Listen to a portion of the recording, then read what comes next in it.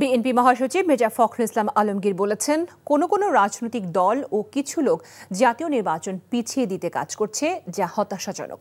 অন্যদিকে দলটির স্থায়ী কমিটির সদস্য সালাউদ্দিন আহমেদ বলেছেন, একটি দল জুলাই সনদে স্বাক্ষরের সুযোগ খুঁজছে। পৃথক অনুষ্ঠানে তারা এসব কথা বলেন। এ নিয়ে দেখুন হাসান মাহমুদের রিপোর্ট। মহাকালের মহানায়ক শহীদ জিয়া বইয়ের মোড়ক উন্মোচনের এই অনুষ্ঠান রাজধানীর ইঞ্জিনিয়ার্স ইনস্টিটিউশন মিলনায়তনে আয়োজন করে বিএনপি।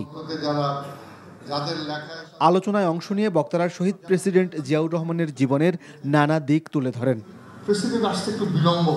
চলমান রাজনৈতিক প্রসঙ্গ টেনে মির্জা ফখরুল ইসলাম আলমগীর বলেন, ছাত্র জনতার গণ অভ্যুত্থানের মধ্য দিয়ে দেশ ফ্যাসিবাদী অপশাসন থেকে মুক্ত হয়ে গণতন্ত্রে উত্তরণের সুযোগ পেয়েছে।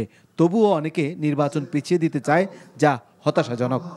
আমি কোন দলকে দোষারোপ করতে চাই না, কোন ব্যক্তিকে দোষারোপ করতে চাই না, কিন্তু হতাশার সঙ্গে লক্ষ্য করি যে কোন রাজনৈতিক দল নির্বাচন যেন পিছিয়ে যায়, নির্বাচন যেন সঠিক সময় না হয় তার চেষ্টা করছেন। এটা ঠিক হচ্ছে না। এমনভাবে কথা বলা হয় যে বিএনপি একটা ভিলেন, কিছু লোক বলার চেষ্টা করেন। আমি বিস্মিত হই। বাংলাদেশে যা কিছু ভালো হয়েছে সব বিএনপির হাত দিয়ে হয়েছে। এদিকে জাতীয় প্রেস ক্লাবে university teachers association of Bangladesh ইউট্যাব আয়োজিত এক সেমিনারে সালাউদ্দিন আহমেদ বলেন, রাজনীতিতে তর্ক বিতর্ক ছাপিয়ে সবাইকে থাকতে হবে ঐক্যবদ্ধ।